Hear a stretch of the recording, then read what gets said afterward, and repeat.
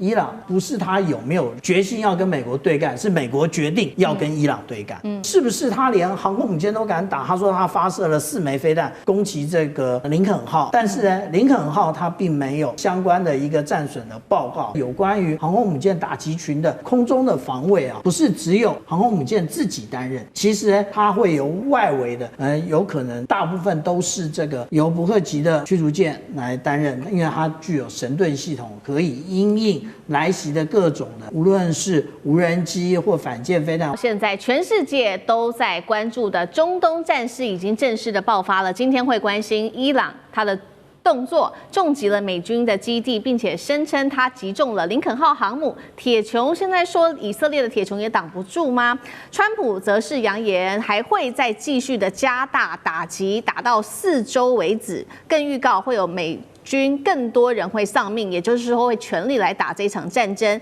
美以伊战争已经全面开战，赶快来关心中东现在进入到了全面战争模式。本来在26号这一天啊，这个阿曼调停人还出来说，谈得还行，和谈判虽然没有什么太多的突破，但是至少美国跟伊朗之间有取得一些的进展。结果没有想到，才隔不到多久的时间，28日，美国就已经联手了以色列，启动了这个川普叫做史诗怒火行动，对伊朗发动了大规模的空袭，在12个小时之内，一共是狂轰了900次的空袭来进行。那美军出动了他的战斧巡弋飞弹、F-35逆踪战机，还有他的 FA-18超级大黄蜂等等。那么成绩的部分，我们看到最震撼的消息就是伊朗的最高领袖哈米尼遭到斩首杀除之外，包括了48名来自于伊朗的高层也都全部团灭了。另一方面，川普再继续说，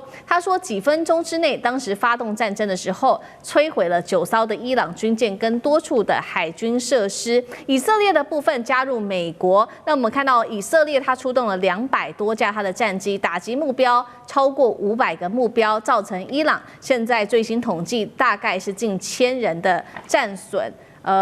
在这样子的一个状况之下，我们来看到伊朗的革命卫队也针对了美国的战损说出了一个最新数据。他说，美国有超过500死伤，传6名 CIA 的高官也都被炸死，这是来自于伊朗革命卫队的说法。但是美军说，目前的战损是3死5重伤，所以这数据上其实还仍有非常大的落差。针对于来自于美国跟以色列的攻击，伊朗方面也有立刻做反击，并且宣告没有红线。我们来看到伊朗的3层反击有哪些？首先，第一层包括了锁定了美军中东的命脉，也就是卡达的乌代德空军基地，还有其他多处的美军基地。这当中包括了在阿联、巴林跟科威特等等。第二个就是伊朗说的，美军的航母林肯号遭到伊朗4枚弹道飞弹给击中，战局进入了新的阶段，被美方给否认。最后一个是飞弹跟无人机，伊朗方面轮番上阵，压迫以色列的铁穹防空系统。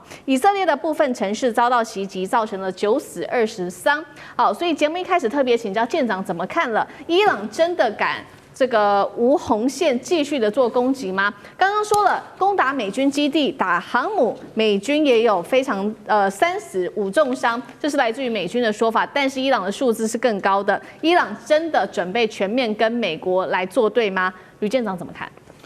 其实这一次不管伊朗的想法是什么，美国的想法也就是要打出一个结果，不能再像去年一样。那如果说我们看到最新的 BBC 的新闻啊，也就是今天早上的新闻，就是有关于赫姆兹海峡的部分。有关于赫姆兹海峡，其实现在已经发生船只遭受到攻击的一个事件。然后因为这个事件，所以我们看到这一个油价它一个飙升。那但是到底是被什么样的飞弹打到了？其实目前不知道，因为也没有提出相关的一个攻击的内容。但是我们如果从这一张画面来看的话，其实它的攻击点非常的高啊，但是也不是高就不是反舰飞弹啊。那我们日后看看共和卫队它是怎么样说明这件事情的。那我们现在看到这张图呢，其实是今天下午1点07分的时候截出来的。那也就是我们看到 AIS 的相关的内容的话，我们就看到赫姆兹海峡在这个位置，其实几乎等于没有船只通过。那如果有特定的船只通过，应该就是跟伊朗以及他的一个国防军或者是他的共和卫队已经打过招呼了。我们这边看到一群的，全部都是游轮啊。那这个游轮呢，为什么不敢通过？因为其实我们看到赫姆兹海峡在这个位置，它其实对于伊朗来讲，它其实是有反舰飞弹的，无论从300公里到120公里，通通一应俱全啊。那所以我们现在所看到的这个状况呢，那是不是他连航空母舰都敢打？他说他发射了4枚飞弹攻击这个林肯号，但是呢，林肯号它并没有相关的一个战损的报告。但是我们从之前红海的一个状况，我们就可以发现啊，这个无论是当时的胡塞组织，或者是现在的共和卫队，或者是伊朗国防军，他们通常都会说他们发射了几枚飞弹，可是实际上有没有命中是另外一回事啊。那而且我们知道啊，这个有关于航空母舰打击群的这一个空中的防卫啊，不是只有那个林肯号就是航空母舰自己担任，其实呢，它会有外围的，有可能大部分都是这个由伯克级的驱逐舰来担任，因为它具有神盾系统，可以因应来袭的各种的，无论是无人机或反舰飞弹，或者是我们现在所认为的这一个高超音速飞弹，虽然高超音速飞弹目前大家是说无法拦截啊，那但是伊朗有没有那是另外一回事啊。是，所以我们现在看到这个状况呢，也就是我们讲到的伊朗，它不是它有没有决心要跟美国对干，是美国决定要跟伊朗对干。好，那另外一方面，我们也持续请教委员又怎么看？因为伊朗说他有打击到这个林肯号，美军现在出面否认，那到底有没有可能？另外就是川普持续喊话，他说他会再打伊朗打4周，而且他还说会有更多的美军丧生，他是强人反击，还是一个选战前的豪赌？那川普说出动了 B2，还有这个沉寂了9艘军舰的说法，可信度委员又怎么看？应该这样看的哈，任何一个战争双方面的说辞都要存疑，不管是美国的说法、伊朗的说法、以色列的说法都要存疑。那任何事情要相信它，一定要 double confirm，就是说双方面都已经确认有这个事情，那个才是等级比较高、可信的事实。那如果只有一方面讲，另外一方面不讲，那你可以讲说，大概有可能性有60%以上是事实。那如果是有一边讲法跟另一边讲法不一样，那两边你就是要把它搁置，等到事情厘清以后，俄乌战争我们就有这个经验啊。泽伦斯基说一大堆，说最后两边都说谎，这种几率很高啊。所以我们一定要叫做 double confirm 要做这个事。那以目前来讲说，这个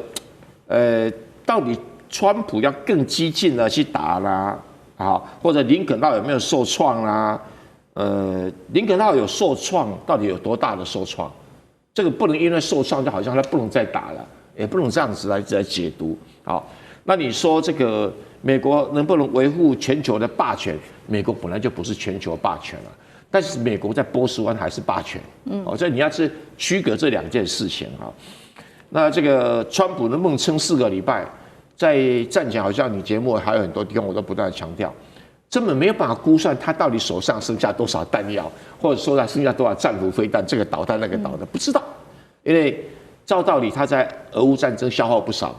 他在以哈这个战争也消耗不少，所以剩下有多少，还是要把对亚洲地区的储备全部都搬过去啊。如果亚洲地区的储备全部搬过去，那还真的够。可是搬过去的话，那如果中国大陆突然之间来那一下的话，那你美军不是说很凄惨哦？是，所以不晓得他怎么去考虑这个问题。我认为不至于全部搬过去，但是搬多少不知道。那这个至于 B2 有没有出动，有人说有，有人说没有，但是新闻上讲的，而不是这个正式官方版本。那所谓集成9艘军舰，那是美国讲的，伊朗这边也没有确认，所以我们可以让这个消息再等一点。但不管如何，我们在评估一个战争的时候，我们是用战损的角度来看这个问题。战损角度是什么？比如说打掉哈梅尼是10分，然后这个杜拜的帆船翻掉被打掉，大概就是1分。换句话说，军用设施跟人员它的价值比军民两用还要高，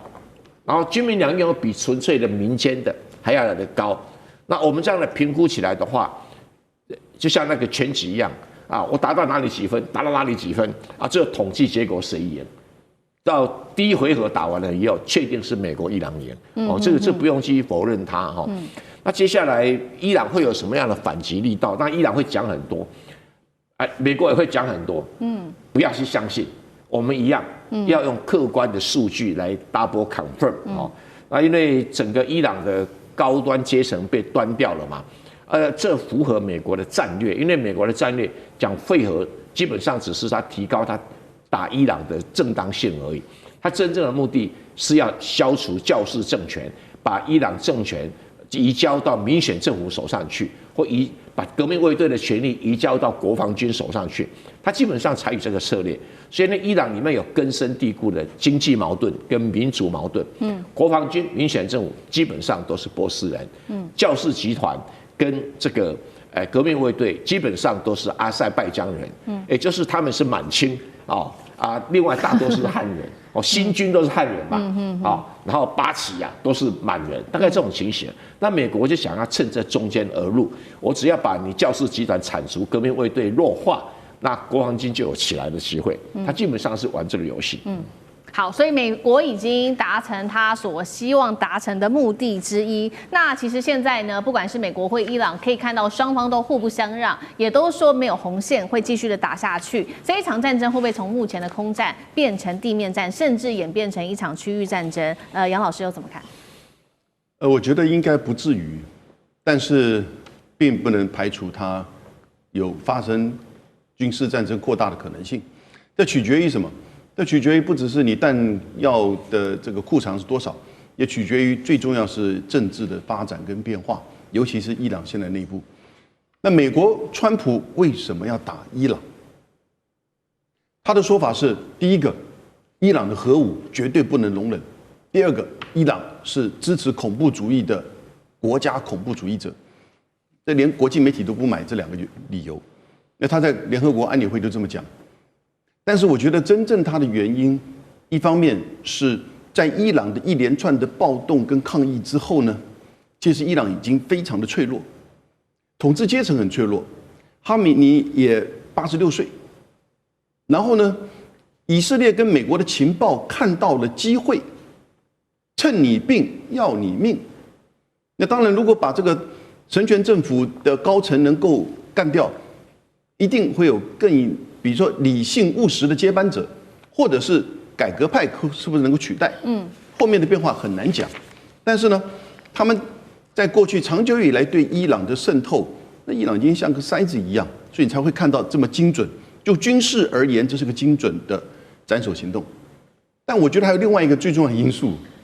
川普跟内塔尼亚胡都有内部政治上的需求。你想想看，美国现在最高法院判这个关税无效，然后呢，淫魔案，川普的介入越来越多。ICE 现在在美国，这个是过街老鼠。年底的选举，美国的启动选举，所以川普需要一场军事胜利，尤其是过去46年来作为美国最重要的中东地区的挑战者、威胁。如果能够把这个最高领袖哈梅尼一举干掉、斩首成功，他不是一天到晚就在这边很骄傲的吗？你接下来看，你川普一天到晚会讲这个事情，他的支持者会以这个为主要的一个外交胜利。内塔尼亚胡也一样，内塔尼亚胡政权现在几乎要下台了，现在都不用了。所以他有就是说，可能针对伊朗的情势的观察所采取的决定。那现在伊朗，你看到过去这超过一整天的这个回应打了8个波斯湾国家美国有基地的这些国家，加上以色列，那尤其是集中在以色列跟波斯湾周围的这些国家，那造成是有一些战损，但除了那个雷达系统之外，其他其实还好。伊朗说是打死了200名美军，但美国人说只有死3名，会不会再持续？因为第一天前面24小时，这是一种情绪上的回应，因为你打死我的最高这个领袖嘛而且不要忘记，我觉得《纽约时报》很多西方媒体都很刻意虚假的遮盖这个另外一件事实，它也造成148个中小学生的死亡。然后呢，这个东西看在伊朗里面，这个第一个24小时，甚至接下来1、2天，我觉得还是会有一个很高的情绪会出来。那甚至会有一些孤狼式的那种恐怖攻击会出来，看到在德州已经出现了。你看到巴基斯坦跟伊拉克，他们要去攻占美国在那边的领事馆跟这个大使馆，可是它会不会再提升，就取决于我觉得就是看伊朗内部的这个就是政治的变化，它会走向一个集体领导，还是说多久新的最高这个元首会不会选出来，还是说内部会走向一个动荡，神权政府的瓦解，目前都不是很清楚。感觉上，革命卫队跟国防军大概不会去直接去取代新的这个政权，所以在态度上、言辞上强硬依旧，可是呢，在实际上后续的攻击上，这个强度会不会增强？我觉得还有待观察。但赶快来看到的是，美军它有一些奇怪的这个布局的变化在军事武器上。我们今天请3位来宾来帮我们特别解答的3个火线话题。首先，今天会关心到，我们谈了非常久。美军的航母包围了伊朗，但是为什么在这个时候又传出要全身而退呢？是不是刚好跟中国大陆这个伊朗跟中国大陆买了这个超音速飞弹鹰击12？震折了波斯湾有关系，这是第一个问题，我们今天会来做关系。第二个，除了来自于中国大陆的协助之外，伊朗方面现在也有来自于俄罗斯，他们派了他的末日飞机要飞往伊朗，并且可能跟伊朗展开飞弹的合作，是要来提升对美的威慑力吗？会不会改变整个波斯湾的军事格局？最后，今天也会来关心到底川普接下来的路怎么走，他会跟伊朗来好好的谈有关于核谈判的部分，还是会全面开战？今天在政治上面跟战火的博弈同时升温，我们会一起来做关心。美国现在摆出了它的这个军事的布局哦，包括了提到了双航母，不管是它的福特号、林肯号，还有上百架的战机，当然包括了 F-35、F-22等等，包围整个伊朗。但是现在是最新消息传出来的，来自于驻扎在波斯湾的第5舰队，为什么全数撤离吗？有一个卫星影像，这边特别来看到的是，原本驻扎在巴林的第5舰队总部，所有的美军的舰艇已经全部都开往公海了，远离最危险的区域。解读就是他已经退居到第2线，但是时间点又是这么的巧。来自于路透社的报道，伊朗跟中国敲定了一项军购，会来买中国大陆它制造的鹰击12飞弹外销版，也就是接下来它的 CN-302超音速反舰巡弋飞弹射程涵盖290公里，就会送到伊朗这边去了。所以美军现在做一个解读，第5舰队的撤离跟中国大陆它的这一款飞弹CN-302有没有任何的关系呢？有了中国飞弹的加持，接下来伊朗能把美军的舰队拒止于波斯湾之外吗？张将军怎么解读？我认为这个美军的这第5舰队啊，撤离巴林的位置啊，在波斯湾的中段，它距离最近距离伊朗的这个海岸线呢、才200公里，更近。比所显示的还更近，就200公里。因为波斯湾已经进入到中段的地方了，它的末段有点像喇叭口，但是中段的话是有个地方是比较瘦小的、比较细、比较狭窄。那这样的话，那伊朗对巴林的第5舰队有2种威胁。第一个，我们讲叫的就是地对舰飞弹 ，CM-302、302这个地对舰飞弹的射程是290公里，那就涵盖进去了。第二个，无人机，如果是拿无人机做饱和攻击，对巴林的美国所停驻的军舰实施打击的话，集火打击也好，或者是无人机的蜂群战术进行打击的话，它刚好变成一个集火点呢，很容易被攻击到，所以一定要有一个战略缓冲。为了战力防护跟战力保存，赶快撤离巴林，波斯湾都不要留美军的军舰，撤离到阿拉伯海，因为阿拉伯海毕竟有战略纵深了。这个时候，这个地对舰的飞弹就可能会够不到，你要在地对舰飞弹的射程之外，伊朗的空军是比较弱，所以伊朗的这个空射的空对舰的飞弹，它可能在这方面没有能力，因为它没有载台，问题出在这个地方。但是我们可以知道，现在按照这个地方，美军的第5舰队要撤离巴林，我认为美军的动手的迹象增加了。那中国大陆的 CM 的这个这个地对舰的飞弹呢，那它是这个鹰击12改良的，那它的速度呢，它平常的速度是大概是两倍音速，而且它掠海飞行，掠海飞行比较难侦测，又是2倍音速，在末端它会加速到最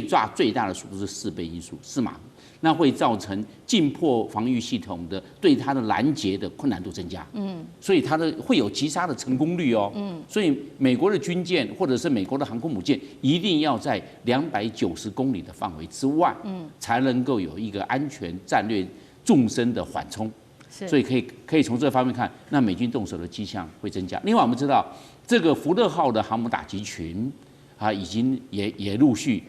在从地中海这边就位，另外一个。这个航母打击群是在阿拉伯海，但是距离伊朗700公里，所以为什么要距离那么远呢？也是为了安全。所以我们看这2个航母打击形成一个犄角，一个在阿拉伯海，一个在地中海，它是形成一个战略犄角，对伊朗来实施做战略威慑。因为上面的这个 F-35也好，还有 FA-18超级大黄蜂的飞机，都在可以攻击到伊朗的范围之内。但是问题是在哪里？是美国先动手呢，还是以色列先动手？我认为这个是要去考量的问题，因为美国如果是先动手，那这个伊朗是一个被攻击者，他有反击的这一方面的这种我们讲到的这种理由，这种战略理由，我是被攻击的，我是受害者，我现在开始做反击。那如果是以色列动手的话，那以色列要不要去打美国的军事基地做报复，这要来考量。然后美军再做动手，变成由以色列来挑起，所以2个这个。目前我认为是以色列先动手还是美国先动手了？我认为他们要做最终考量。那这个会秘而不宣，不管是纳坦雅胡也好，或美国总统川普也好，他们不会去讲谁先动手。但是美国的立场是希望以色列来动手。那以色列要不要先动手呢？我认为以色列动手的可能性有6成，美国先动手的可能性大概有4成。我认为要这样来分，所以我认为以色列在这方面他的企图心是比。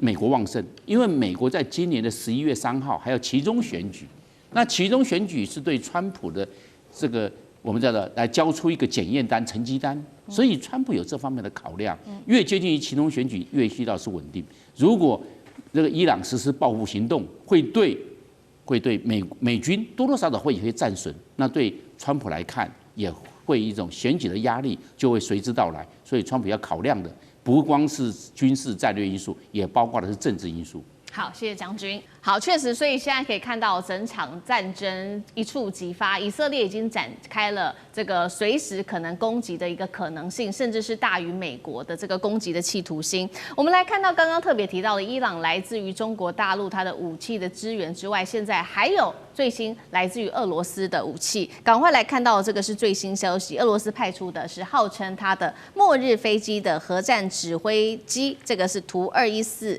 PU 前往了伊朗，那美方也这边特别做了分析，伊朗目前拥有中东是规模最大的飞弹库，型号超过了14种。这当中我们特别整理出了2款，第一款是液态的燃料飞弹，第2款是固体的燃料飞弹。我们先来看液态的部分，它是以苏联的飞毛腿技术为基础的流星系列，推力是巨大的，但是准备时间比较长的关系，所以比较容易受到攻击。第2个现在威胁性比较大的就是这一款。这个是法塔赫家族跟他的继承者佐勒法加尔，它的机动性比较强，随打随走，而且生存力强，再加上来自于俄罗斯的支援，打算一起来攻击美国吗？如果伊朗真的用上了飞弹，那么对于美国来说威胁有多大？厉将军又怎么看？当然，在伊朗啊，在被美国这个所谓制裁之后啊，它大概陆军或者是传统的军事力量。就大举的削弱，不管是空军方面，到现在为止哈，它只有 F-14的这个旧老旧的飞机了哈，舰艇方面也明显的不足。但是伊朗在这段时间，它积极发展的就是它的导弹还有无人机的作战体系。但是这2种体系虽然说不是传统作战的传统武器，可是它却可以发挥所谓的非对称的战力哈，对美国的在中东地区的基地。还有在对以色列来讲，都是构成严重的打击。那我们刚刚讲到80哈，当初美军可能意想不到，你看80等于就是在波斯湾这个海湾里面的正中央。那以前他认为说，我将一支舰队摆在这边，可以威慑所有波斯湾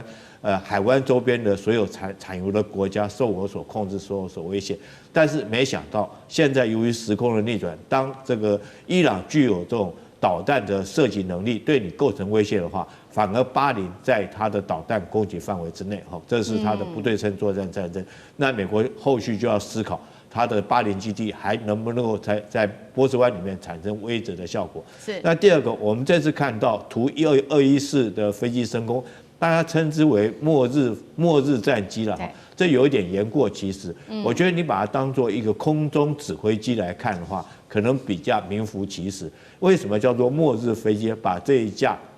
空中指挥机当作这个末日飞机来指挥，因为以往来讲，如果说美苏两国发生核子战争，那地面的这种不管是武器装备、人员都会受到核弹的攻击。在这种状况下，唯有将飞机升到上空，在天空之中指挥，才是能够确保它的安全。所以以往这种飞机是在核战爆发的时候，它在空中担任指挥机，扮演这种角色。那这次这个普丁这个派出了这个图214到达伊朗，就是已经看中可能在战时的时候，虽然说伊朗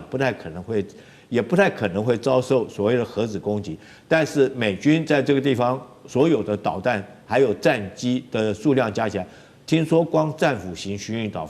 导弹就有上千枚。那如果说再加上战机所携带的导弹，可以将摧毁这个伊朗地面上面所有指挥，还有这个武器基地等等的设施，所以在这种状况下，他派出图214在空中担任作战指挥。那最后我再讲一下这2款导弹一款虽然说是流星导弹，它是要灌装燃料的，那发射之前可能时间比较久会被侦测到，但是它固体燃料的，随时水走到哪里就随时可以打到哪里。那不管任何一种，其实对美军的基地还有对以色列来讲都是很大一个威胁。好，所以我们看到刚刚统整了一下有关于来自于伊朗它的这个飞弹的战力，再加上来自于俄罗斯跟中国大陆的协助，当然现在已经全面的对美国造成极大的威胁，所以接下来就是在看川普会怎么来做反应了。现在外媒也在猜川普会有2个的反应，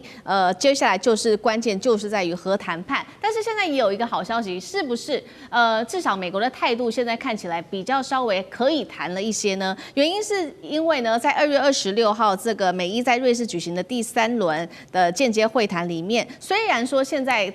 了解没有达到什么样的结论，但是呢，专家指出，美方没有立刻离场，是一个比较积极的讯号，代表双方仍然存在足够共同的一个基础。华尔街日报也在做了一个分析，川普现在在他的人生跟政治生涯一个指标性的十字路口，是会达成限制伊朗的核计划，还是会发动一个军事的战争？苑老师怎么看？我们现在看这个情势来讲的话呢，这个川普很明显用的策略是极限施压了。这个在极限施压的过程的话呢，它是有3种选项嘛，也是大打、小打跟不打嘛。我个人是倾向他不会打的了。为什么会这样子认为呢？因为首先的话呢，这个第一件事情，他们彼此之间的这个谈判一开始就知道谈不出什么结果来的。因为美国提的条件的话呢，就是说要他废止那个导弹的这个问题，那伊朗是绝对没有办法接受的啦。那另外的话呢，就是说要把伊朗只能够接受这个核能的这个提炼，完全是转嫁于和平用途，这是可以谈的，但是还未必能够接受。就是说，完全放弃核能的话呢，伊朗也非常明白，这大家都知道的事情。是。然后呢，美国现在派出的代表的话，这库斯纳再加上维特科夫的话呢，他们是很具有权威性的啊。那我为什么说我比较倾向于接受他不打呢？因为首先第一件事情，这个就诚如张将军所讲的，这是以色列的事情。以色列跟美国虽然一个是爹一个是儿子，但是究竟是2个国家了那个川普本身来讲的话，也是要顾及美国国民的反应。因为什么呢？第2点的话呢，就是说，川普现在讲出来的话，让他自己很为难，就是没有办法下不了台。所以川普曾经对维克科夫讲说：“我实在不能够理解为什么伊朗还不投降。但伊朗怎么可能投降呢？对不对？一个主权国家，一个8000万人主权国家，一个闹了快50年的这样子的一个革命卫队，一个神权国家，怎么可能随随便便就投降呢？所以在这种情况下的话呢，美国人也很害怕，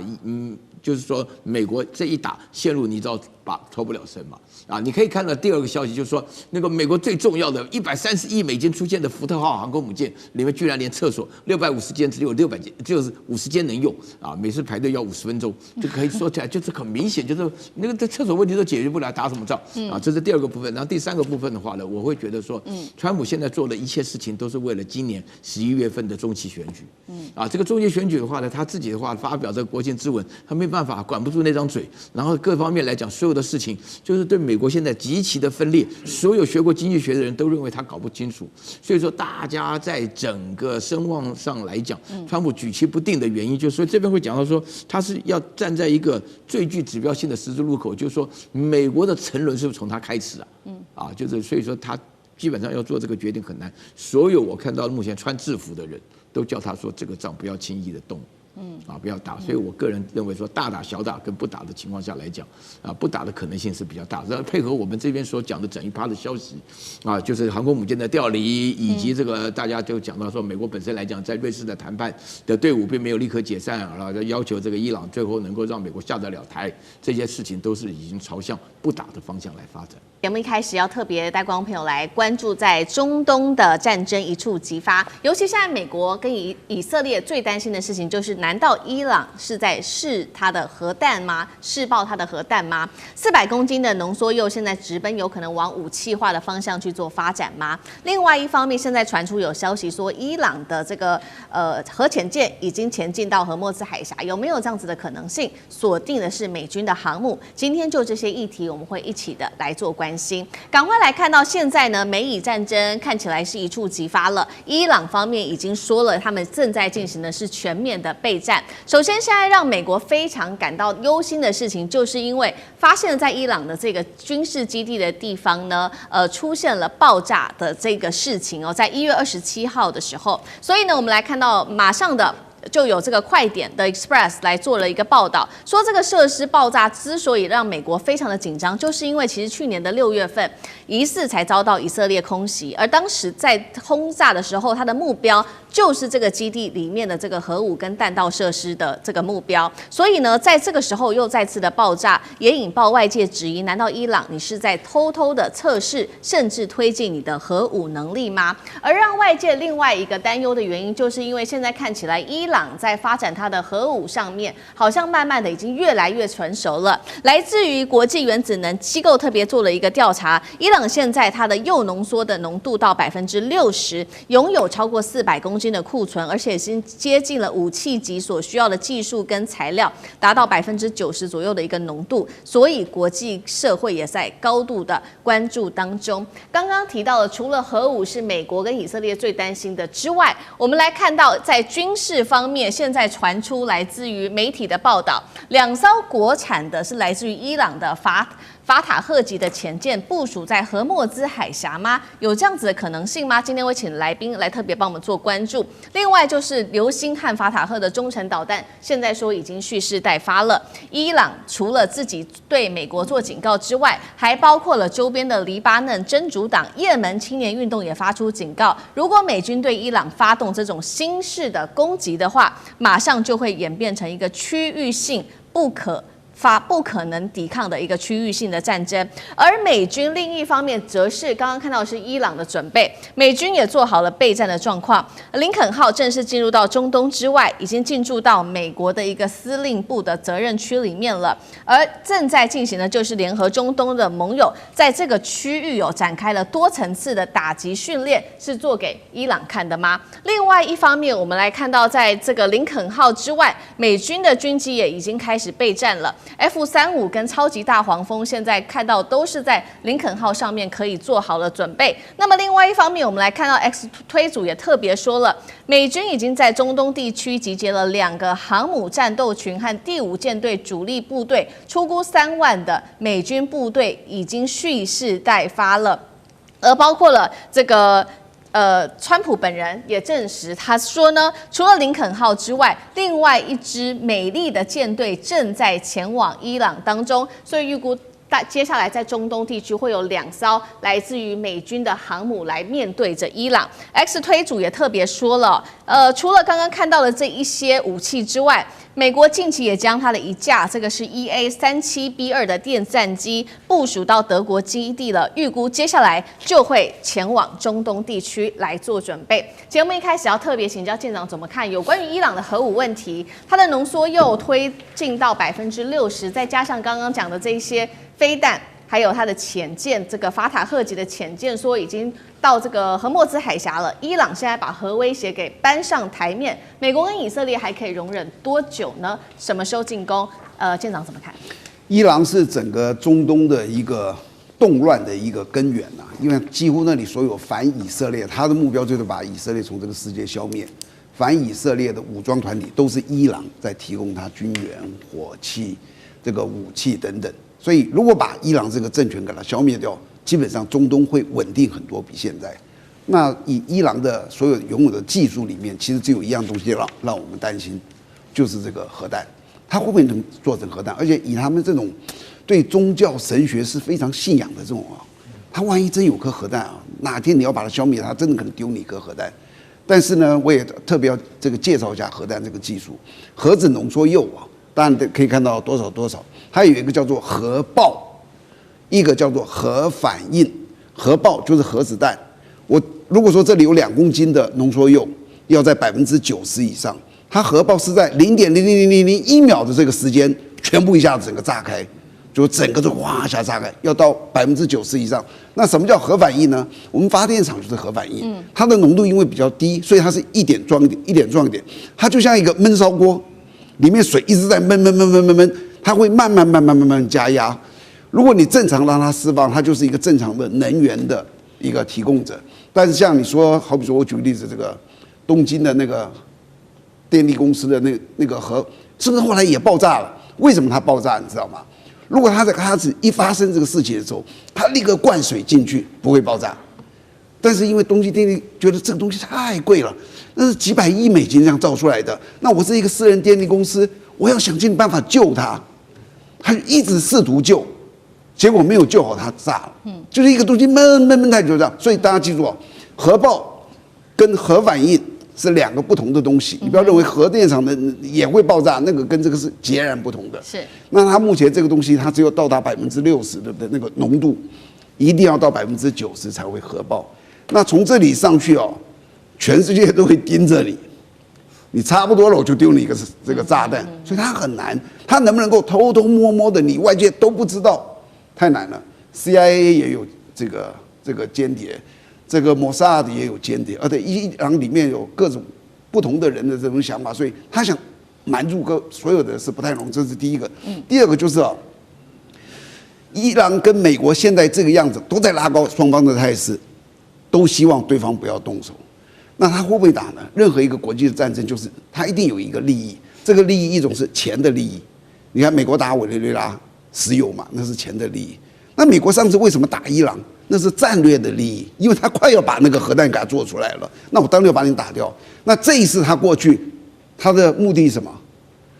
维护伊朗人民的自由民主吗？那根本不会是他的这个利益里面的。所以他就说你不要这样子啊，你不要去攻以色列，不要攻我们这个美军呢，就他也在拉高态势。但是他想不想打？我觉得美军不想打，因为他没有利益。那伊朗想不想打？伊朗也不想打。所以最后就是因为伊朗内部的动乱，造成大家为他担心，但是他会慢慢的压下来，因为现在平民革命很难成功的，因为尤其伊朗的那个叫做什么伊斯兰革命卫队16、18万人，开玩笑，他们的装备比3军部队还要好。你想要推翻他们，很困难。我不是说没有，但是美国 CIA 现在努力的在那里做这个叫做颜色革命，先让抗议的人留下来，不要走，搭帐篷，我给你吃，我给你甚至给你武器，然后开始从这个抗议变成内乱，内乱变成内战，最后是不是能够把伊朗科梅尼政权给它推翻掉？希望能够。但是我觉得它有它的难度在。但是如果你忧心美伊大战，我觉得几率很小，因为双方都看不到他愿意打的这个叫做国家的利益存在哪里。好，一方面美国也想要消灭哈米尼的政权，第二方面就是我们刚刚特别提到的这个有关于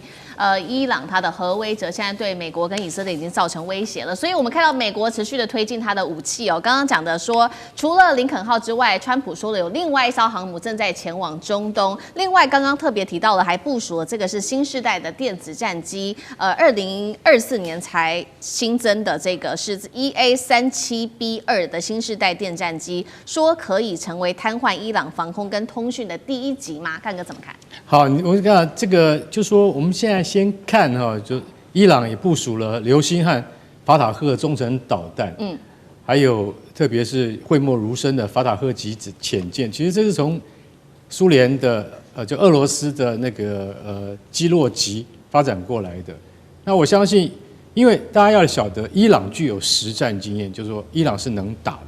它跟伊拉克不太一样，它真的波斯帝国还是有它的传统，就是说当真的威胁来临时，它是真的能够威胁以色列、威胁美军的，它具有这样的能力，所以部署这样的潜艇，其实对美国而言的话是一种威胁。那部署这样的飞弹，对于航空母舰战斗群也是一种威胁。所以美国现在最新要派 EA-37这个电战机过去。简单介绍一下 ，EA-37就是以前北约组织在40年前最夸口的，我们有E-3空中预警机，带个大圆盘，一飞到这个空域300公里的范围之内，什么飞机都逃不过我的法眼。大家了解吗？然后最近的就是什么？就是去年巴基斯坦跟印度那个战争，传说巴基斯坦是用的中国提供的 ZDK-03空中预警机，那其实就是空警500改装的。然后空中预警机在天空发号施令，然后接到了指令之后，直接指挥歼十敌人。印度的标风战机连看都没有看得到目标就被打下来了，所以大家就晓得电战机它的威力在这个地方。那 EA-37B 它是取代了什么？取代了大家最熟悉的 C-130EC-130的区域空中预警机。我们在很多电影里面都可以看得到 EC-130因为它就是美国用了40-50年的空中预警机。可是现在 EA-37B 它到底进步在哪里？因为它变成了喷射机，它不再像那个螺旋桨飞机飞得那么慢，时速才600公里而已。EA-37B 时速967公里快到1000公里，飞得快，飞得高。再来，你知道滞空时间长，所以像这样子的空中预警机，它不但可以囊括以前 C-130的电子功率70%以上，然后它还加装了主动扫描阵列雷达，在它的脸的左右夹。看那个飞机，你就觉得说，奇怪，这个飞机怎么左右夹胖胖的？那都是电子天线。它还承担的，我们现在常常在讲的，就像我们现在这个立法院在审国防特别条例的时候，常常会提到 C5ISR C5ISR 是什么意思呢？就是一个作战管制系统就是指挥、管制、通讯，然后电脑、网络、情报、侦查、监视这总共8项大项，就是 EA-37B 它要做的工作。好，那讲到重点，就是说结论：当 EA-37B 到了德国法兰克福的基地的时候，它直接往波斯湾因为那是最近的北约基地，它直接往波斯湾前进的时候，海上有航空母舰，天空有我的 EA-37B， 它直接瘫痪了。为什么？直接瘫痪伊朗，你可能所有想得到的防空网由它来瘫痪。为什么？因为它的 E 代表 electric，A 代表什么？代表 attack， 也就是说 EA-37B 它会先用它的电子战系统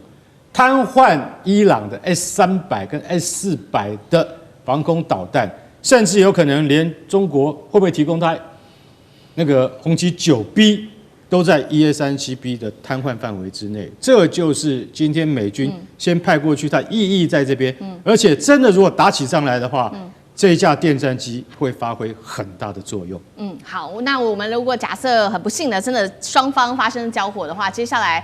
包括了伊朗号召的真主党，要请聂老师来看，还有也门青年运动会不会全面来做参战？那接下来对于中东情势的影响 ？OK， 我觉得世界大家都知道，从这20世纪到21世纪，最漂亮、最厉害的战争叫代理人战争嘛。那大国呢，通常呢，他不会自己先下去，先找前面的这个代理人的部队哈。像美国当时不管用了各种，全世界都算他的代理人。像乌克兰最近的情况也有点类似啊，因为当两个大主，比如我们讲现在世界两大势力，第一个就是中俄，还有美国这边。但大家知道有个 CRINK 呢，叫做 CRNK， 这个 I 叫做 Iran， 就是伊朗。伊朗从某个角度等于是两个极端的前面的一个某个代理人啊，你知道我的意思了，就是。但这个之间因为霸主还是美国，所以基本上很难在他后面找伊朗做完全代理很难。但是因为伊朗它之间跟这个以色列在中东这个地方还是有一个不管自始至终的一个爱恨情仇。那这两边的这个敌对呢，这不会马上是消减的哈。那么从各种角度都一样，因此他们不可能马上被完全消灭之下呢，不断的会发展自己的军事实力以及对对方的一些威吓。然而伊朗前面又有代理人。你刚刚提到的这三个几个地方呢，我觉得很重要，就是大家都知道，从2年前呢开始呢，这个巴勒斯坦的战争，就以哈战争之后哈，那时候的哈马斯大家都知道，然后那是巴勒斯坦的，还有这个黎巴嫩真主党，那么当然包括这个也门的胡塞组织等等，我把它视为就是伊朗的这个前哨站，也就是等于是他们的代理人。所以你会发现呢，不管是以色列要先打掉代理人战争，用那个莫萨德的这个一些情治系统跟美国 CIA。大概把这个前卫的组织大概能够铲除就先铲除，但不可能完全。包括黎巴嫩真主党其实也被这攻击得非常惨。当然，伊朗内急呢，当然它背后的伊朗毕竟还是一个大国，它军事实力也不差，甚至它一直想要致力发展它的核嘛。好，刚刚谈到核的问题，大家也知道，全世界只有8个地方应该算是真正有核的实力，就是安理会的5大国嘛。好，这大家都知道。另外2个就是前一阵打仗的那个伊朗和那个巴基斯坦。那当然还有一个就是这个就在中东的以色列，对，它的弹头是很多。那么你可以说它是有，也可以说它是没有，但它实际上真的存在着这核弹头是可以攻击。伊朗当然就要发展它的这个核能，才有办法对抵御它在中东的这个维稳，以及甚至当然这个全世界的霸主美国的不断对它的这个制裁或侵略。当然大家也看到了去年这个霸主这个在。我们讲加拿大开这个 G7 会议的时候，突然2天就跑回去，告诉大家说2个礼拜我做一个重大决定，要对这伊朗制裁。没有想到2天就发动了 GBU-57，就钻了60公尺，有没有？好像刚讲了嘛，好像大家这个会隐会声嘛，说好像炸到了什么的。我们也谈过，如果真的炸到，怎么没有任何一个核外泄的这个影子都没有？但我只能开玩笑，它炸了60公尺嘛，还没炸到80公尺，可能80公尺有还不够深，或者当然讲不好听，这么重要的一个核设施。或者核的一些技术的发展，它不可能让你那么容易就破解了。我是这样认为。当然，莫萨德也很厉害，现在也很厉害。你知道，在这之前的时候，他非常多的核能的这个研究员或者军队将领都被暗杀，都被直接命中。包括好多这个周边的跟这核有关的。但是，我想伊朗它当然这个国家大，它有它的这个历史背景的一些研发实力以及它的这些技术，因此我觉得它这个还在做。那现在讲最后一个重点就是说。到底这个中东会不会瞬间的失控就打起来呢？刚刚看到你这边两边的布局，像我们小时候玩军演一样，好像就要打了。当然看起来也都师出有名啊，都可以做动作。可是你知道，一做动作两边都伤，对不对？所以这个时候我觉得，